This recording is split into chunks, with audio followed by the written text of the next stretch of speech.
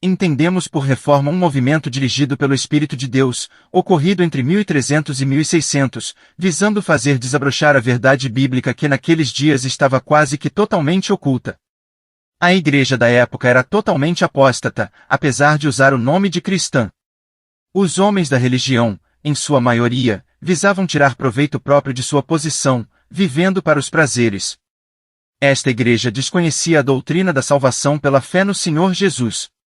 Seus ensinos eram boas obras para a salvação, perdão dos pecados através de indulgências, por serviços prestados à igreja ou por dinheiro, submissão cega à autoridade clerical, proibição da leitura das sagradas escrituras pelo povo e a idolatria. É verdade que nem todos os que colaboraram com a reforma o fizeram, por motivos espirituais, houve aqueles que aproveitaram as circunstâncias para se livrarem do jugo papista. É possível, e até provável, que não concordemos com certas doutrinas ensinadas pelos reformadores, porém, reconhecemo-los como instrumentos nas mãos de Deus para mostrar a sua graça salvadora por seu Filho, o Senhor Jesus Cristo. Os jovens crentes de hoje, quando ouvem o canto da sereia, dizendo, nós também lemos a Bíblia, somos todos irmãos, sejamos ecumênicos, muitas vezes ficam sem resposta a tais afirmações. Ao ouvir esta série de história, os ajudará a compreenderem a falsidade e a hipocrisia do romanismo. Neste vídeo vamos tratar de João Wycliffe, o primeiro reformador inglês. A aldeia de Wycliffe, que fica no norte do condado de Yorkshire, deu o seu nome, quando da conquista normanda, à família que habitava o castelo. Era esta família que pertencia a João Wycliffe, sendo incerto o dia do seu nascimento. Acredita-se, porém, que teria pelo menos 60 anos quando ele faleceu em 1384. Foi só em 1366, quando teria mais de 40 anos, que todos começaram a ver nele o maior pensador, o mais profundo teólogo e talvez o mais denodado espírito de sua geração. Foi uma era notável para a Inglaterra e para a Europa. Na vida de Wycliffe teve lugar o reinado de Eduardo III no qual, mais do que em qualquer época precedente, a nação inglesa se consolidou em unidade e poder.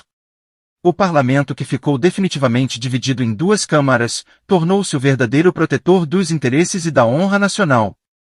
O sistema feudal ia decaindo pouco a pouco, o povo começava a despertar e a pensar e desenvolvia-se a literatura nacional, não obstante só dali a 100 anos ter se inventado a imprensa.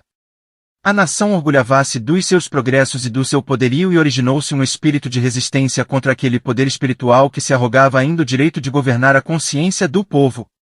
O desejo de sacudir a opressão, combinado com o desenvolvimento da educação popular e do espírito de liberdade, levou a procurar um melhor estado de coisas. As mais altas funções do Estado eram desempenhadas pelo clero, o que constituía um abuso ao qual devia pôr-se um fim. Wycliffe protestou energicamente contra tal estado de coisas e o parlamento ocupou-se da questão, promulgando algumas medidas. Isto foi em 1371. A eficácia do protesto parece ter animado os defensores dos direitos seculares a insistirem na decisão de outros pontos em que o parlamento e o papado estavam em desacordo já fazia muito tempo. Foi, portanto, nomeada uma comissão em 1373 para tornar ciente o Papa Gregório XI das decisões tomadas pelo parlamento inglês. Demandava, entre outras coisas, que o pontífice deixasse de se intrometer nos negócios da Igreja Anglicana, que as dignidades episcopais recaíssem naqueles que fossem realmente eleitos e que, no caso da eleição de um bispo, fosse suficiente a confirmação do metropolitano, segundo o antigo costume. O Papa foi pródigo em promessas, mas o parlamento não se deu por satisfeito e, no ano seguinte, foi nomeada outra comissão, presidida por Gilberto, bispo de Bangor, e da qual também fazia parte João Wycliffe. Wycliffe regressou de Bruges, após 2 meses de estadia nesta cidade, e, sob 2 pontos de vista, estava agora em excelentes circunstâncias. Em primeiro lugar, gozava da estima de Lancaster que, em vista da enfermidade de um irmão mais velho e da crescente inaptidão do rei, era então o homem que dispunha de mais poder na Inglaterra. Mas o que era mais importante para o seu trabalho futuro era ter desvendado, como nunca até aquela ocasião, os segredos do sistema pontifício. Havia conferenciado com os principais representantes e fizeram um estudo dos seus argumentos e da sua diplomacia. Assim como a visita de Lutero a Roma, século e meio mais tarde, descobriu em Bruges que o Papa tinha sobre si os sinais do Anticristo. O seu protesto contra as corrupções da época era cada vez mais veemente desde que lhe foi conferido o grau de doutor, escreve um contemporâneo, a sua célebre doutrina começou a espalhar as suas blasfêmias. Apresentou a sua célebre doutrina o domínio baseado na graça e manteve-a sempre em tudo quanto escreveu. Segundo ela, a única origem da legítima autoridade está em Deus, que a delega a seus ministros sobre a terra com a condição de obedecerem os seus mandamentos. Como já temos visto, o Papa, com a cobrança rigorosa de impostos, estava empobrecendo a Inglaterra, mas as autoridades eclesiásticas perceberam que as ameaçavam um sério perigo e no princípio de 1377 Wycliffe foi intimado a comparecer perante a convocação de Canterbury. Nada se apurou contra ele, afinal de contas, porque logo no começo da sessão tão dura foi a contenda de palavras entre Lancaster, um dos defensores de Wycliffe, e os bispos, que fez que tudo terminasse com grande tumulto. O ano de 1377 parecia ser um ano auspicioso para o papado. O cativeiro dos 7 anos, como se chama o período de residência do Papa em Avignon, estava terminado e, em 17 de janeiro, Gregório XI entrou solenemente em Roma. Segundo parece, os bispos ingleses aproveitaram a primeira ocasião que lhes pareceu favorável para denunciarem ao Papa o homem que consideravam o seu maior inimigo e daí a publicação de uma série de bulas pontifícias em que está afirmada a acusação contra Wycliffe, sendo, portanto, os seus inimigos que nos informam do progresso que ele tinha feito no campo da reforma. Quando as bulas chegaram à Inglaterra, Eduardo II estava moribundo, vindo a falecer em 21 de junho. Sem a sanção real era impossível proceder e ninguém ainda imaginava qual seria o espírito do novo reinado. Ricardo II era uma criança de 12 anos e ainda estava sob a tutela da rainha viúva, sua mãe. Uma das primeiras sessões submetidas ao parlamento era se o reino da Inglaterra, em caso de necessidade, não tinha direito de impedir que os dinheiros públicos fossem levados para o estrangeiro. A esta pergunta deu Wycliffe, por ordem do jovem rei e do seu conselho, uma detalhada e argumentativa resposta. Poder o reino dispor do seu tesouro para aquilo que lhe fosse necessário, disse ele, era uma coisa que ressaltava dos princípios da razão natural, dos ensinos das escrituras e da lei da consciência. Além disso, era preciso levar em conta também os prejuízos que adviriam de se seguir outro caminho. Com respeito aos males que poderiam resultar da resistência às reclamações papais, incluindo mesmo a possibilidade do reino ser colocado sob interdição, Wycliffe acrescentou, com uma ponta de sarcasmo, que o Santo Padre não seria capaz de tratar os seus filhos deste modo, mas que, em todo caso, é uma grande consolação o saber-se que as suas decisões não são revestidas da autoridade divina e que Deus não abandona aqueles que o temem mais do que aos homens. A universidade recebeu a bula que lhe era destinada, mas não tomou decisão alguma. Quanto aos prelados, esses foram mais submissos, pois que reuniram o sínodo, perante o qual Wycliffe teve de comparecer. O reformador expôs com toda a clareza os 19 artigos que constituíam a base da acusação, ficando todos assombrados com o arrojo de suas palavras.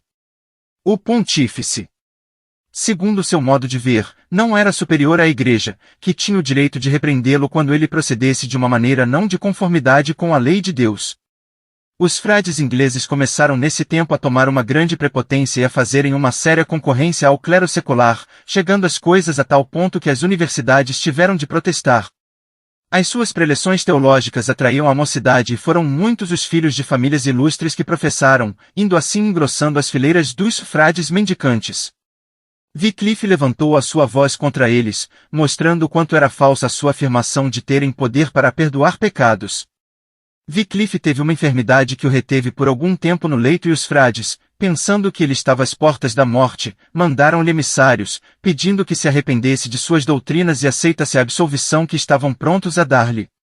Ele, pedindo ao criado que o erguesse, disse-lhes, hei de restabelecer-me desta doença e hei de confundir a todos vocês. Realmente, restabeleceu-se e tratou de organizar um grupo de jovens missionários que percorreram todo o país pregando o puro evangelho. Das obras de Wycliffe, uma das mais notáveis é a que tem por título Triálogos, em que ele põe a discutir a verdade, a mentira e a sabedoria. Nesta obra é atacada a doutrina da transubstanciação, o que provocou um vigoroso protesto da parte dos professores da universidade, os quais declararam que todos aqueles que partilhassem das doutrinas de Wycliffe de que no pão e no vinho consagrado não estavam nem essencialmente, nem corporalmente o corpo e o sangue de Cristo incorriam na pena de prisão e ficavam privados de todos os direitos escolares. Este protesto e esta advertência foram lidos de surpresa aos alunos na ocasião em que Wycliffe estava lecionando, o que o obrigou a sair imediatamente da sala de aula e apresentar sua queixa ao Conselho do Estado. Não achou na corte o apoio que esperava e todos aqueles que estavam de seu lado quando se tratou de defender o tesouro da Inglaterra lhe recomendavam silêncio para não dar lugar a maiores perturbações. No dia 17 de maio de 1382, o arcebispo de Canterbury convocou uma assembleia de bispos para darem o seu parecer acerca das doutrinas de Wycliffe, sendo quase todas elas consideradas heréticas. Na ocasião em que estavam reunidos, houve um grande tremor de terra na cidade e, como os assistentes vissem nisso um mau presságio, o arcebispo apressou-se em dizer que era um sinal de expulsão das falsas doutrinas. A seguir, dirigiram-se processionalmente à igreja de S. Paulo, onde o monge carmelita João Cunningham pregou um sermão contra a heresia, condenando solenemente todas as pessoas que aderissem às doutrinas censuradas. Wycliffe foi expulso não só da universidade, como também de Oxford, o que não lhe causou abalo algum, pois lhe proporcionava tempo para aperfeiçoar a sua tradução da Bíblia para o inglês. Não se sabe quando foi que Wycliffe começou a traduzir a Bíblia, mas sabe-se que concluiu o seu trabalho depois de sua expulsão de Oxford, isto é, nos últimos anos de sua vida. O Novo Testamento foi exclusivamente traduzido por ele. No Antigo teve por colaborador o seu amigo Nicolau Hereford. Wycliffe morreu em paz no dia 28 de dezembro de 1384 e foi sepultado no terreno em volta da igreja de Lutherworth, mas os seus restos ficaram lá por pouco tempo. O Concílio de Constança, depois de uma meticulosa revisão de tudo quanto ele havia escrito, declarou heréticas 45 das suas proposições e ordenou que os seus ossos fossem desenterrados de onde estavam.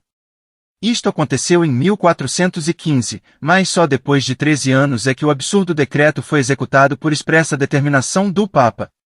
Os ossos do eminente professor foram não só exumados, mas reduzidos a cinzas, que as águas do rio Swift se encarregaram de levar para o alto mar, como símbolo de suas doutrinas que também se espalharam por todo o mundo. Ao finalizar, vamos ver em que consiste este movimento chamado de Irmãos? Para muitos dos seus amigos cristãos, eles aparecem como figuras indistintas, um pouco exóticas, possuídas de um forte desejo de permanecerem anônimos, e sem pretensões de serem reconhecidos como denominação vasta e influente.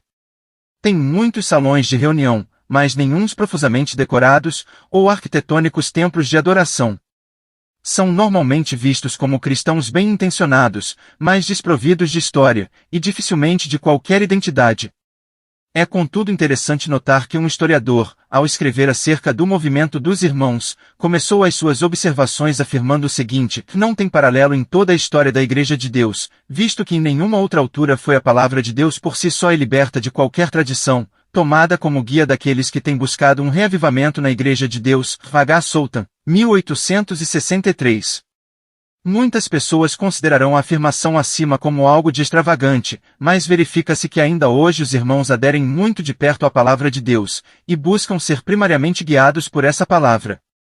Assim, a pergunta tem que ser feita: como surgiu este movimento? Onde começou? Quem foram os homens e mulheres envolvidos no seu começo? Será que a voz deste movimento tem alguma relevância no mundo evangélico atual? Terá ele tido algum efeito marcado na mudança do padrão do pensamento evangélico desde o seu princípio? De forma a poder responder a todas estas perguntas com profundidade, seria necessário ter-se ao dispor mais tempo e material do que este escritor possui. Só nos é permitido assim oferecer um breve esboço da história do movimento, referindo sumariamente algo relacionado com os esforços missionários, ou seja, a difusão do movimento à escala mundial, e considerando a posição doutrinária e situação atual do movimento, no fecho do século XX. Ao olharmos para a história do movimento dos Irmãos, chegamos rapidamente à conclusão de que se trata de uma descrição cativante de uma contínua herança espiritual que tem suas raízes nos tempos apostólicos. É verdade que o movimento agora conhecido por Irmãos Plymouth, Irmãos Cristão pode ser reconstituído até a data de 1825, mas sido provado que este foi simplesmente um saliente, marcando um acontecimento dentro de movimento constante do cristianismo. A declaração de Sultan, referida no capítulo 1, conquanto possa ser um pouco enfática, mostra pelo menos uma coisa: se os pioneiros irmãos estavam pisando o caminho bem gastos por anteriores espíritos radicais, fizeram-na na ignorância de seus predecessores. O momento foi uma erupção espontânea de um continuado elemento no cristianismo, que ainda hoje é largamente ignorada pelos escritores de assuntos religiosos. Não se pode assim marcar uma data definida para o começo desta obra de Deus que conhecemos como movimento dos irmãos. Ao contrário disto, porém, parece que durante um determinado período de tempo certos homens piedosos reconheceram que nem tudo estava bem com a igreja estabelecida. Eles ansiavam por uma caminhada mais íntima com o Senhor, e um relacionamento mais simples e significativo com Ele. Na maior parte dos países da Europa Ocidental e na maioria dos grupos religiosos, o começo do século XVIII foi marcado como sendo uma altura de declínio da vitalidade. Nos países católico-romanos, Roma dominava e determinava os termos pelos quais pessoas se podiam aproximar do Senhor. Nos países protestantes estava-se na idade da razão, e todas as formas de fervor religioso eram consideradas perigosas e degradantes. Os pioneiros irmãos foram de muitas formas uma reação contra a atitude dominante e ditadora do catolicismo romano, e a inércia e superficialidade do protestantismo em geral. Não há nenhuma dúvida que eles estavam na vanguarda da reforma radical. O seu movimento, cristalizando à volta de líderes de personalidade e influência, focalizou algumas das tendências que tinham estado presentes em todos os desenvolvimentos desde Wycliffe, F.R. Coad. Ele juntou uma alta insistência na conduta santa, a um apelo direto às Escrituras, acima da cabeça de qualquer e toda autoridade existente, a rejeição de ditaduras ministeriais, o conceito da Igreja como comunhão e unidade de todos os crentes, e a libertação dos dons em todos os membros da congregação. Homens como Anthony Norris Groves, J. N. Darby, Lord Congleton, J. G. Bellet, Dr. Edward Cronin e outros, ficaram impressionados com a importância, bem como com a possibilidade de um retorno à palavra de Deus.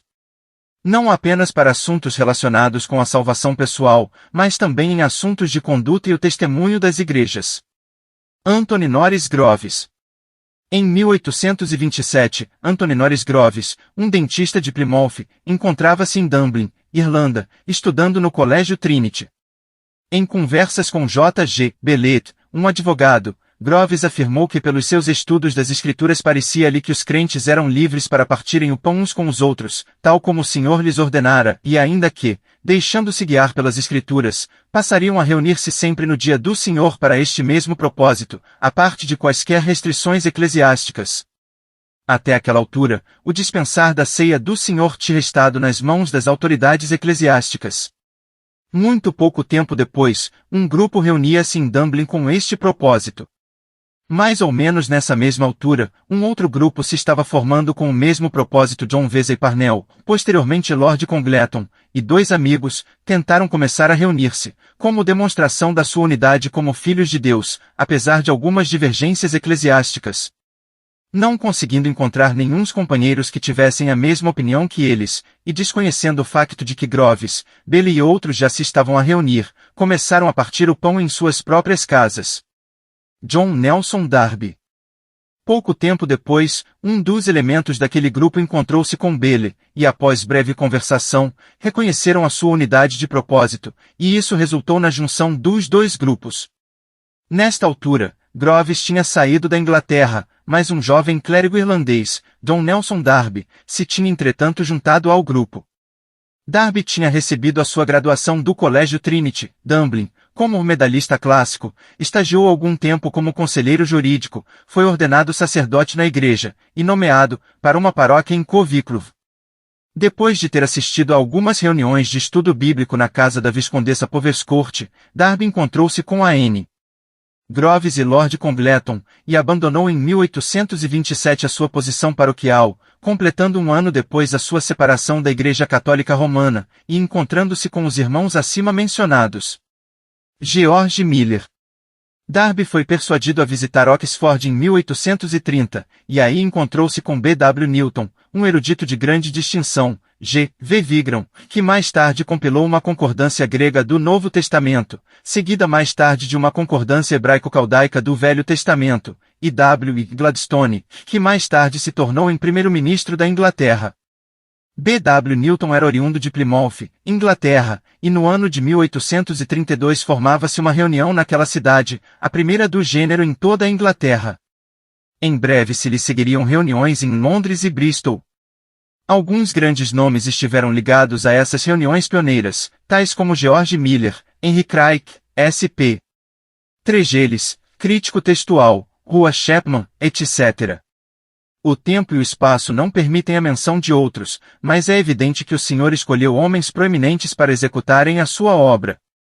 Da Inglaterra, o movimento espalhou-se pela Suíça, Alemanha, Holanda, Itália, Canadá e, Índias Ocidentais, Nova Zelândia, mas alguns mais tarde.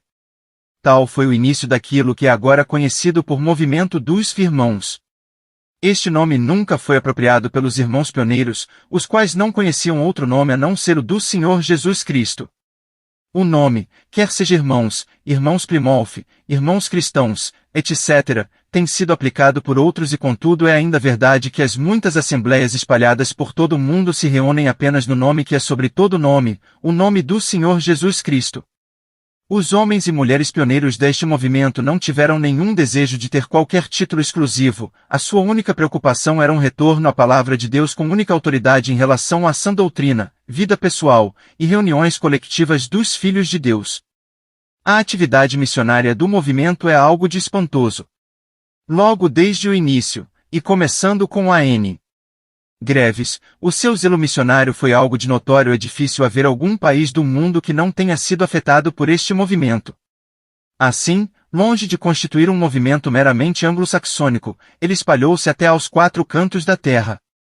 Na maior parte dos antigos países comunistas, de leste, podiam e pode encontrar-se assembleias de cristãos que se reúnem sob os princípios simples do Novo Testamento, os mesmos princípios que foram a luz guiadora dos primeiros irmãos.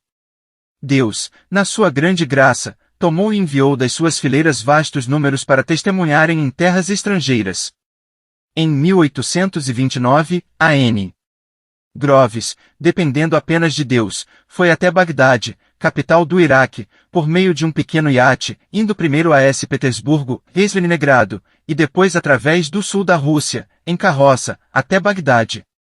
Foi com sua esposa e 2 filhos, de 9 e 10 anos, o tutor dos rapazes, a irmã de Sr. Groves, Lydia, Miss Taylor, e o Sr. Batty, um jovem da Irlanda. Depois de terríveis contratempos, começaram a trabalhar em uma região que estava sendo devassada pela praga bubônica. Quase todos os habitantes da cidade eram muçulmanos fanáticos que se deliciavam em assassinar pessoas, fazer guerras e roubar. Durante aquele tempo, Mary Groves morreu atingida pela praga, bem como o pequeno bebê que lhes tinha nascido. Mais de 30.000 pessoas pereceram naquela terrível doença. Durante todo aquele tempo Groves tinha se mantido fiel ao seu senhor, dependendo dele apenas para suprir as suas necessidades. De Bagdade, Groves foi até a Índia, e estabeleceu ali o trabalho no Delta Godavari. Visitando Inglaterra em 1853, ficou enfermo, e passou à presença do seu senhor na casa de George Miller, em Bristol, com a idade de 58 anos. Groves era um exemplo típico dos velhos pioneiros, aqueles que através de labutas autoimpostas e sacrifícios levaram o evangelho a muitas terras, estabelecendo assembleias de povo de Deus, e dando muitos o seu todo, e mesmo até suas vidas por amor ao evangelho. A obra no continente europeu tinha sido ajudada por uma viagem evangelística na Espanha, em 1832, conduzida por R.C. Chapman. Mais tarde, isso foi acompanhado e seguido por ensinadores, e depois de 1869 a obra desenvolveu-se em Barcelona, Madrid, e na província da Galiza. Cerca de 1870, a obra desenvolveu-se também em Portugal, e tornou-se um dos maiores grupos evangélicos no país. Um trabalho interessante começou na Itália, sob a liderança de Conde Piero Guicciardini, cabeça de uma das mais antigas e famosas famílias em Florença. Em 1851, Guicciardini e outros 6 crentes foram presos pela polícia por terem organizado leituras privadas da Bíblia, em sua casa. Foi condenado a 6 meses de prisão, e mais tarde exilado. Numerosas prisões de crentes se seguiram em Florença, por nenhuma outra razão a não ser a profissão da fé evangélica, e por organizarem leitura da Bíblia em seus lares. A Itália tem tido um forte trabalho indígena por mais de um século, o qual continua, apesar do que o inimigo possa fazer. Os esforços missionários continuaram a espalhar-se através de toda a Europa, América do Norte, do Sul, Canadá, Nova Zelândia, Austrália, África, Rússia, Índia e Ilhas das Caraíbas. A China, Japão e outros países do Extremo Oriente foram alcançados e grupos de assembleias foram formados em todos estes lugares. Muitas organizações missionárias bem conhecidas atualmente tiveram suas origens nos irmãos. Podiam-se mencionar muitos nomes ligados ao grande esforço de obedecer ao mandamento de Senhor, e de todo o mundo e pregai o Evangelho. Podemos pensar no Dr. Baedeker, que gastou tanto tempo na Rússia, Hudson Taylor na China, F.S. Arno na África, C. Bull no Tibete, ao lado dos que já foram mencionados, e muitos mais que deixaram suas casas e familiares, sacrificando-se, em simples obediência ao mandamento do Senhor. Tem sido afirmado que de todos os grupos evangélicos, nenhum providenciou tantos missionários para terras estrangeiras como o movimento conhecido por Firmãos. A nossa oração constante é para que os jovens de hoje possam receber essa mesma visão que receberam os primeiros irmãos, entregando-se totalmente ao Senhor, e estando dispostos a ir onde quer que Ele se envie. Os campos de hoje estão na verdade brancos para a ceifa, o mandamento de ir foi dado há quase 2000 anos atrás, e nunca foi rescindido. Há tantas portas abertas, tantas almas partindo para a eternidade sem Cristo, que desculpa teremos nós para apresentar ao Senhor por não termos saído para alcançar os perdidos? Jovem cristão, não esperes que os homens te enviem, olha somente para o Senhor, e confia nele completamente para a direção e para o suprimento de todas as tuas necessidades. Não compareças perante o tribunal de Cristo de mãos vazias. Nesta sessão, tentaremos contemplar brevemente a posição doutrinária do movimento dos irmãos, e considerar a posição corrente. Não tem faltado ao movimento seus críticos e detratores, mas poucas pessoas espirituais poderiam negar que não tenha sido uma tentativa honesta de retorno às Sagradas Escrituras, e que tenha em certa medida atuado como um sair da terra para pôr em xeque a apostasia da cristandade moderna. Os antigos crentes em Dublin e Plymouth voltaram ao Novo Testamento para sua direção. Eles não perguntaram, que diz Roma, ou, que pensavam os pais da igreja, mas sim, que diz Espírito Santo através da palavra. Aqui estava o princípio vivo, a base para cada reavivamento autêntico que tem tido lugar, um retorno à palavra de Deus. Havia uma simplicidade de coração quase que ingênua em resposta à leitura da Bíblia, e que conduzia a uma completa devoção a Cristo como cabeça da igreja. Isto conduziu em troca a um reconhecimento da unidade do corpo de Cristo, a presença do Espírito Santo, o sacerdócio de todos os crentes e as implicações da unidade cristã. Eles reconheceram que a igreja não é uma monarquia, tampouco uma democracia, mas sim uma teocracia. Ou seja, somente Cristo é o cabeça da igreja. A liberdade do Espírito não é a liberdade para que cada um faça o que lhe apetece, mas para que cada um seja guiado e controlado pelo Espírito Santo. Uma coisa que se verifica em assembleias modernas é a relutância em reconhecer a importância de uma obediência literal ao ensino das Santas Escrituras.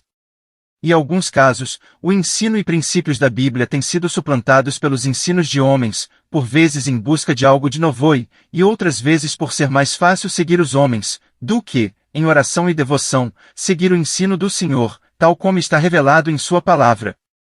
Nos dias antigos, o exame longo e cuidadoso das Escrituras constituía a regra na decisão da conduta, tanto dentro como fora das reuniões. Os antigos irmãos verificaram que o próprio Senhor coloca anciãos em cada igreja como guias e ensinadores. Isto não implica que os crentes devam eleger anciães de acordo com os seus próprios desejos, mas que devem sim esperar no Senhor que Ele levante aqueles que Ele qualifica para apacentarem o rebanho. Os santos irão reconhecer aqueles a quem o Espírito Santo tem chamado, e submeter-se a eles no Senhor. Os antigos irmãos também puderam ver pela Escritura que cada assembleia louca devia ser independente das outras no governo da igreja, não estando ligadas por estruturas denominacionais ou políticas eclesiásticas, mas sendo livres para reconhecerem outras assembleias como parte da grande grela de Cristo, quando vistas nessas assembleias evidências da presença de Cristo. Nas antigas reuniões dos irmãos, a prática de batizar os crentes na altura da sua confissão de fé no Senhor Jesus, tal como é ensinado e exemplificado no Novo Testamento, foi iniciada, e tem sido continuada até hoje nas assembleias, através de todo o mundo. Da mesma forma, o ajuntamento para celebrar a ceia do Senhor era, e tem sido até hoje, uma das principais reuniões dos irmãos. Em relação a isto, podemos acrescentar dois comentários, ou melhor, duas citações dos antigos irmãos. Primeiro, o Dr. Edward Cronin, convertido do catolicismo romano que escreveu a um amigo, os abençoados períodos com a minha alma que conhecemos naquelas primeiras reuniões, quando deixando a mobília a lado, e pondo a simples mesa com o seu vinho, nos encontrávamos para recordar e ser períodos de alegria para nunca mais esquecer, certamente que tínhamos e sorriso e aprovação do Mestre naquelas reuniões. Em segundo lugar, citamos George Miller em relação à ceia do Senhor. Embora tenhamos um mandamento específico relacionado com a frequência da sua observância, o exemplo dos apóstolos e dos primeiros discípulos levar-nos apesar disso, a observar esta ordenança em cada dia do Senhor. Assim tem esta prática continuado até ao dia presente em todas as assembleias conhecidas por irmãos. O movimento conhecido como irmão surgiu porque a vida que existia na igreja parecia ser formal e sem vida. Quando raiou o século XVIII, raiou uma igreja adormecida, havia pouco ou nenhum entusiasmo em lado algum por uma caminhada íntima com o Senhor, a aderência à sua palavra tinha deixado de lado, e o racionalismo e ritualismo estavam tomando seu lugar. O movimento dos irmãos começou espontaneamente, como um movimento do Espírito Santo operando nos corações e mente dos homens. Ocorreram fraquezas, e ainda ocorrem hoje. Elas sempre ocorrerão enquanto os homens não seguirem pensar através das implicações totais de suas crenças, ou compreenderem o que é que estão realizando. Contudo, e apesar das fraquezas, Deus tem se dignado abençoar este movimento de uma forma notável, para a salvação de milhares de preciosas almas, e para o avanço de seu reino universal. Os irmãos primitivos não publicaram qualquer credo, ou declaração de fé, mas tal como tem sido diversas vezes dito neste esboço, eles dependiam unicamente da direção de Espírito Santo, através da Palavra de Deus. Há, contudo, 4 princípios básicos e duradouros que se têm caracterizado desde o princípio, e aqui, cito F.R. Coad. Ele apelida-os de 4 liberdades dos irmãos. A liberdade da Palavra de Deus no meu pensamento.